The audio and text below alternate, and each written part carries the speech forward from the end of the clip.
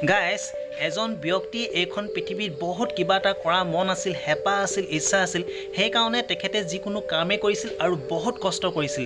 যদিও তেখেতে বহুত কষ্ট কৰিছিল, সেই কামবিলাকৰ পৰা কিন্তু কোনোদিনে তেখেতে ফলাফল পোৱা নাছিল, বাৰে বাৰে হাৰি গৈছিল। তথাপি তেখেতে কষ্ট কৰিছিল, চেষ্টা কৰিছিল বাৰে বাৰে, তথাপি সেই কামবিলাকৰ পৰা বাৰে বাৰে তেখেত হাৰি গৈছিল, কোনো ধৰণৰ ফলাফল পোৱা নাছিল। এনেকৈ হাওঁতে তেখেত এদিন থমকি ৰ'ল, তেখেত ভাগৰি পৰিল। তেখেতৰ আৰু কোনোদিনে কোনো ধৰণৰ কাম কৰিবলৈ মন নোযোৱা হ'ল, মানে তেখেত দুখত একেবাৰে ভাগি পৰিল। তেনেতে এদিন তেখেতৰ মনলৈ এটি প্ৰশ্ন আহিল, আৰু সেই প্ৰশ্নটি সিদিনাখন কাক সুধিব, কাক ক'ব, সিদিনাখন তেখেতৰ আশে পাশে কোনোৱে নাছিল।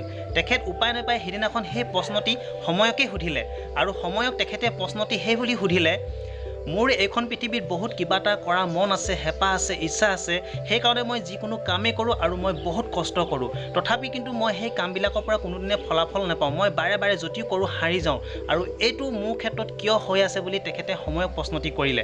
তেতিয়া সময়ে তেখেতৰ দুখৰ কথা বুজি পাই সময়ে তেখেতক এই বুলি ক'লে, দিন হওক বা ৰাতি পৰিস্থিতি যিয়েই নহওক, মই সদায় আগুৱাই গৈ থাকোঁ, মই কালৈকো ৰৈ নাথাকোঁ।